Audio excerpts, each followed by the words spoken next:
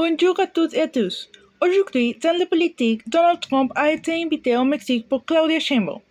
Comme cela a été annoncé après une rencontre à Washington, cette visite, s'il est acceptée, sera considérée comme un geste plus conciliant, que s'est positionné précédent à cause des tensions passées et dans l'espoir d'une amélioration des relations politiques. Sur le plan sportif, la Coupe du Monde 2026 sera organisée pour le Canada, le Mexique et les États-Unis. A été présentée comme une tournée plus basse que n'importe quelle édition précédente, puisque un total inédit de 48 équipes a été prévu. Il est souligné que cet événement créerait une mobilisation continentale sans précédent. Si l'affluence est aussi forte qu'annoncé, des millions de supporters pourraient être réunis, ce qui entraînerait d'importants retombées culturelles. Rien indique que cette dynamique ne produirait pas d'impact profond sur la popularisation de football dans la région. La visite d'Emmanuel Macron en Chine a été conclue sur un double message. D'un côté, l'unité face à la Russie a été siégée par le président, que la guerre en Ukraine entrait dans son quatrième hiver. Cependant, en coulisses, l'inquiétude était réelle.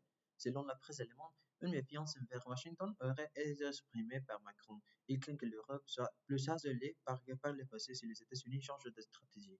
Pour finir, le président de se rendre à Genève. Là-bas, l'université de Gisborne a été visitée par le chef d'État. C'est un lieu symbolique, puisque Chengdu est jumelle avec Montpellier depuis 1980 ans. De nouveaux liens académiques ont été créés. Maintenant, dans une nouvelle locale, ici à Toulouse, la campagne pour le municipal 2026 s'est accélérée. La liste de maires sortants, Jean-Luc Bedon, vient d'être rejointe par d'autres trentenaires, Laura Beccaer et Anthony Lautrec. Une nouvelle dynamique est créée aux zones de l'équipe municipale.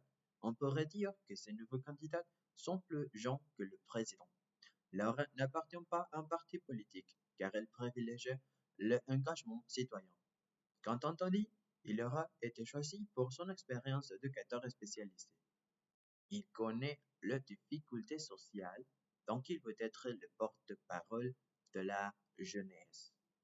Dans les médias, Netflix a annoncé l'acquisition de Warner Bros. Discovery, ce qui créera un grand divertissement avec une bibliothèque plus basse que celle de la plupart des plateformes.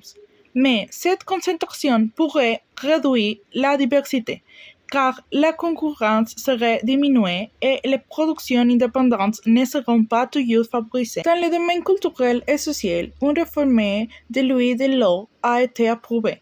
Après plus de 24 heures de session, l'eau a été déclaré un bien social et culturel non monétisable, ce qui a créé un nouveau cadre juridique fondé sur la priorité du droit humain à l'eau. Si ces principes sont respectés, la qualité, l'accessibilité et la disponibilité devront être garanties avant tout Internet commercial.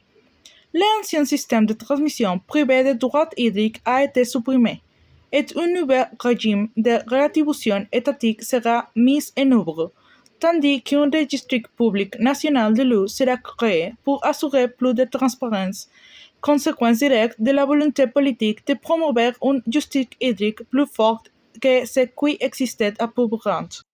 Et sur la guerre, devient un combat éclaté vendredi soir le long de la frontière de 2060 km entre le Pakistan et l'Afghanistan. Le fragile cessez-le-feu a été brisé car chaque camp accusait l'autre d'avoir initié la guerre vers 22h30. Un dangereux zone de conflit a été créé près de la ville afghane de Spin-Boldak où deux chevaux de mortiers ont touché des habitations. C'est une situation critique dont de nombreux résidents ont dû faire leur maison en pleine nuit. Selon un travailleur médical à Kandahar, 4 personnes auront été tuées et transférées à l'hôpital local, tandis que d'autres auront été blessées des deux côtés de la frontière. Le gouvernement pakistanais affirme que cette attaque n'a pas été provoquée par ses forces armées, qualifiant les tirs talibans d'injustifiés. Malheureusement, la tension d'aujourd'hui plus forte.